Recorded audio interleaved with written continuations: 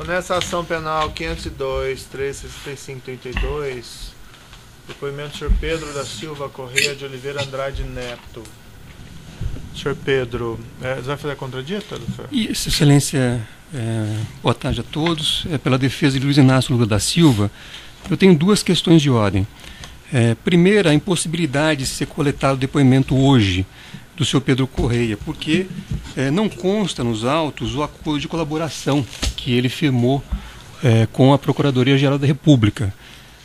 Nós fizemos o pedido à Vossa Excelência para que viesse aos autos, fosse oficiado à Procuradoria-Geral da República, mas foi indeferido o pedido no evento 96. Posteriormente, o doutor Ataíde, aqui presente, inclusive, carreou os autos, um ofício encaminhado no dia 6 de fevereiro de 2018 à Procuradoria-Geral da República, pedindo acesso a esse material, mas não houve retorno até o momento. De forma que a defesa não tem conhecimento do acordo de colaboração firmado pelo senhor Pedro Correia, não sabe dos termos desse acordo, das condições, o que é necessário e fundamental, até porque é uma situação peculiar em que a testemunha já teve um acordo de colaboração rejeitado pelo saudoso ministro Teori Zavascki. Então é fundamental conhecer os termos desse acordo para... Certo. E a outra questão, qual que é? A segunda questão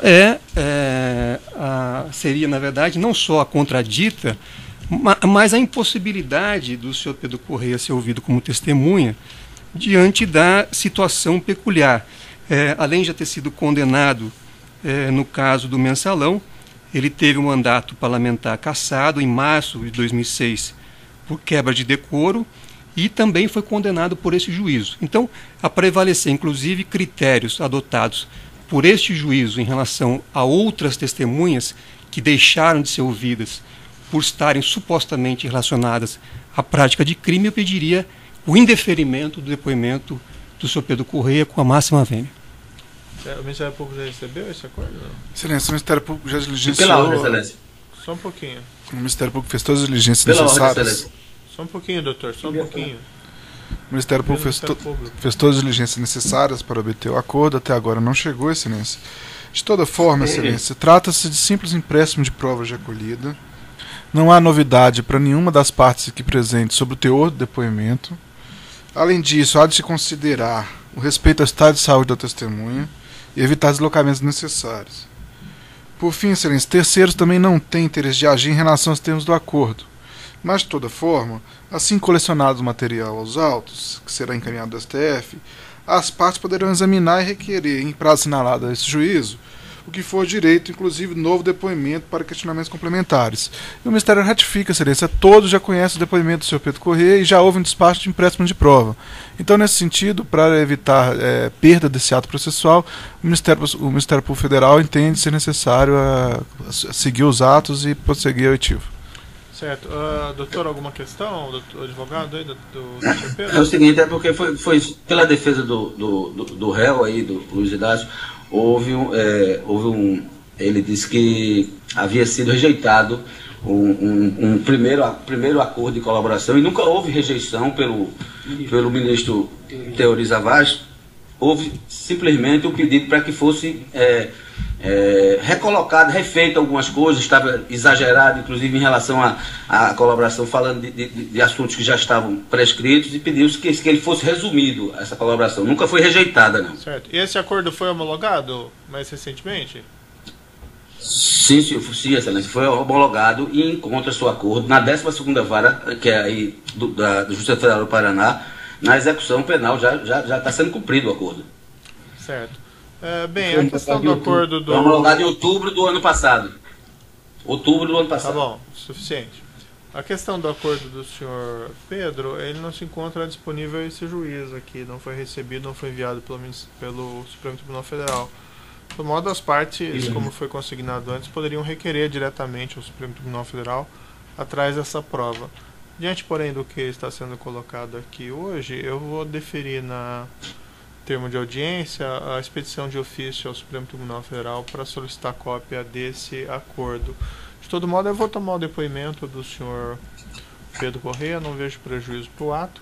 Se for o caso, depois da vinda do acordo, a defesa pode fazer questionamentos complementares, ouvir essa testemunha. Quanto à questão de o juiz não colher depoimentos de pessoas em situação diferente, se a defesa se refere a Rodrigo Távora Duran, vamos lembrar a diferença que essa pessoa está na Espanha e não tem qualquer acordo de colaboração. Então é uma situação absolutamente diferente. Fora o fato de não ter sido demonstrado até o momento a impreensibilidade do artigo dessa testemunha nos termos do artigo 222-A do Código de Processo Penal. Então, será ouvido aqui o senhor Pedro Correia. Senhor Pedro, o senhor está nesse processo como testemunha. Na condição de testemunha, o senhor tem um compromisso com a Justiça em dizer a verdade e responder às perguntas que lhe forem feitas, certo? Certo. Tanto na condição de testemunha, senhor Pedro, como também na condição de colaborador, foi mencionado pelo seu defensor que o senhor tem esse acordo homologado, eu não tive acesso ainda a ele, mas tanto na condição de testemunha como de colaborador, o senhor tem esse compromisso. Se o senhor faltar com a verdade, o senhor responde criminalmente por falso testemunho. Além disso, o senhor perde seu acordo, considerando que é uma condição geral desses acordos que a pessoa diga apenas a verdade aqui perante a Justiça. Certo? Certo. Senhor Pedro, restou decidido pelo juízo que os depoimentos que o senhor prestou anteriormente em ações penais conexas, e aqui eu me refiro a duas ações penais conexas que o senhor prestou depoimento e que tinham entre os acusados o senhor ex-presidente Luiz Inácio Lula da Silva, o juízo decidiu que esses depoimentos seriam aproveitados. Um deles foi na ação penal 504-6512, de 23 de 11 de 2016, e a outra na ação penal, eu não me recordo aqui o número específico, mas é um depoimento mais recente, também numa ação penal contra, entre outras pessoas, o ex-presidente Luiz Inácio Lula da Silva. Se eu não me engano, é evento 125, excelência, 122. Certo, os depoimentos estão juntados aos autos, né? Mas em relação a esses depoimentos que o senhor prestou, senhor Pedro, nessas duas ações penais, que envolviam também o senhor ex-presidente, o senhor confirma aquilo que o senhor disse naquelas ocasiões, ou o senhor teria alguma coisa a retificar, algo que o senhor possa ter eventualmente naquela oportunidade se enganado ou faltado com a verdade? Eu confirmo tudo aquilo que eu disse e não tenho nada a retificar. Então eu passo ao Ministério Público para perguntas complementares, lembrando que nós estamos aproveitando, tá? Você está gravando a imagem? Tá. Não, deixa. Agora vai. Certo. Boa tarde a todos, boa tarde, senhor Pedro Correia. Diante da retificação efetuada em relação aos dois depoimentos já prestados, o Ministério Público Federal não tem mais perguntas a realizar, excelência. Certo. O centro de acusação tem perguntas? As defesas têm perguntas complementares? Sim, excelência. Pela defesa de Luiz Inácio Lula da Silva. Boa tarde, senhor Pedro Correia. Boa tarde, doutor Zanini. Essa ação penal, senhor Pedro, faz referência a 8 contratos que foram firmados entre a Petrobras e consórcios com a participação da Odebrecht, da OAS, dentre outras empresas. O senhor participou de alguma fase da celebração desses contratos? Eu posso, se necessário, listar ao senhor quais são esses contratos. O senhor participava? Não, eu não participava. Eu tinha reunião com o senhor Paulo Roberto, ele é quem participava da celebração, ele como diretor de abastecimento da Petrobras e as empresas que prestavam serviços à Petrobras. Inclusive, quem participava das reuniões com o empresário para acertar o que seria pago aos partidos era o ex-deputado Zé Janene e o senhor Alberto Youssef.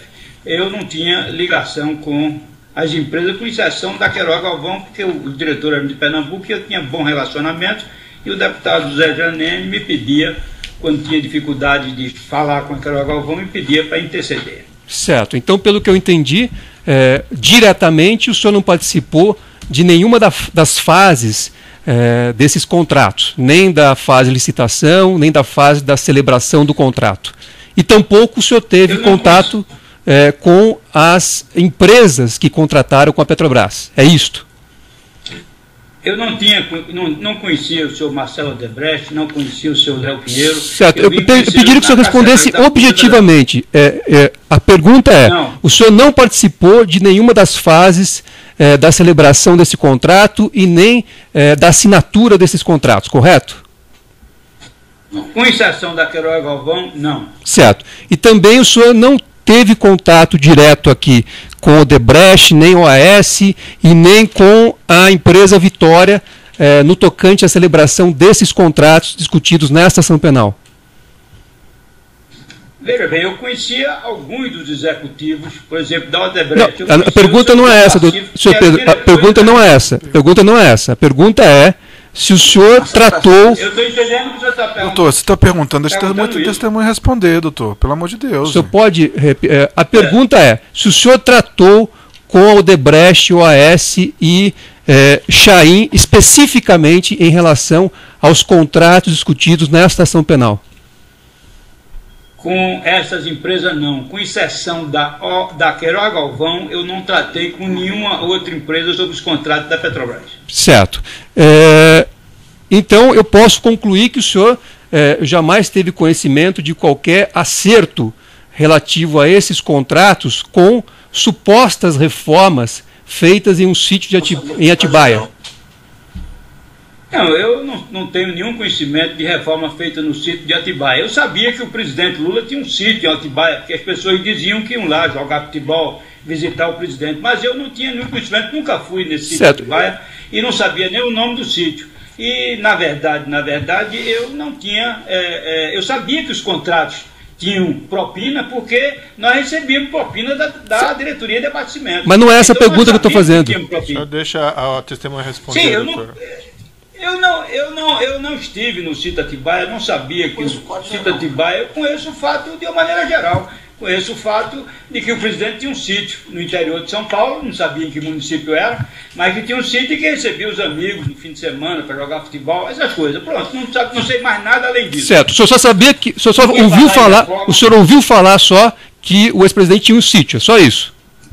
É verdade. Certo, tá certo. Só isso. Tá certo. Eram essas as perguntas, excelência. Sem mais perguntas. Outros defensores sem indagações? O juiz não tem questões a serem colocadas, os depoimentos foram aproveitados. Então eu vou declarar encerrado o depoimento do senhor Pedro Correia. Pode interromper a gravação.